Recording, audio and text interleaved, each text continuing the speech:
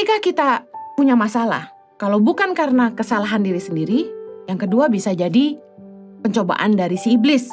1 Petrus 5 ayat 8 berkata, "Sadarlah dan berjaga-jagalah.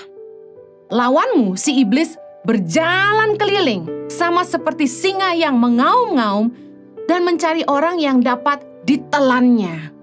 Makanya kita harus selalu berjaga-jaga. Karena iblis ada di mana-mana. Berusaha menjatuhkan anak-anak Tuhan. Ketika kita pelayanan, biasanya apa yang jadi kekuatan itu juga jadi kelemahan. Contoh, ketika kita punya suara yang bagus, kita pintar menyanyi. Berarti senjata kita untuk memuliakan Tuhan itu ada di mulut kita, ada di pita suara kita.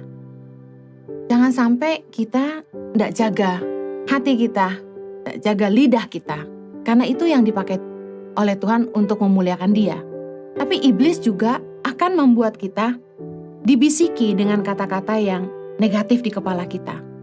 Sehingga kita pakai mulut kita misalnya untuk mencemooh orang lain. Berkata-kata yang negatif menjatuhkan orang lain. Kita mulai suka ngomongin orang.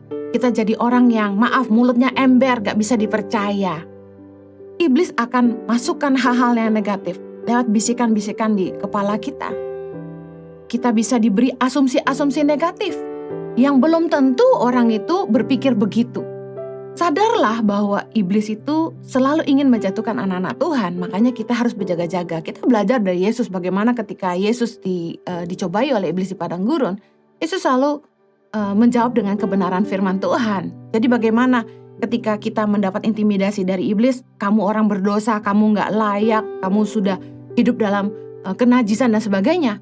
Kita harus tanggi bilang ini, aku sudah minta ampun, aku sudah diampuni, Tuhan mengasihi aku, hidupku berharga bagi Tuhan. Ketika iblis bilang, kamu tuh gak berharga, kamu tuh tidak diinginkan, kamu tuh anak yang dibuang. Pakai firman Tuhan, sekalipun ayahku dan ibuku meninggalkan aku, tapi Tuhan menyambut aku. Aku biji matanya Allah, aku berharga bagi Tuhan. Kita lawan dengan firman Tuhan, makanya kita harus penuh dengan firman. Iblis akan berusaha menjatuhkan orang yang sungguh-sungguh ikut Tuhan. Kalau Anda berkata, ya udah kalau gitu saya jangan sungguh-sungguh ikut Tuhan, iblis akan tetap menjatuhkan Anda. Karena itu, Anda harus selalu berjaga-jaga. Impact Community Indonesia telah mengadakan 3 kali ibadah setiap hari Minggu. Pukul 9 waktu Indonesia Barat, pukul 11 waktu Indonesia Barat, dan pukul 13 waktu Indonesia Barat. Di MOI, Mall of Indonesia Kelapa Gading, lantai P3. Ketiga ibadah disertai ibadah anak dan remaja. Pastikan kehadiran Anda.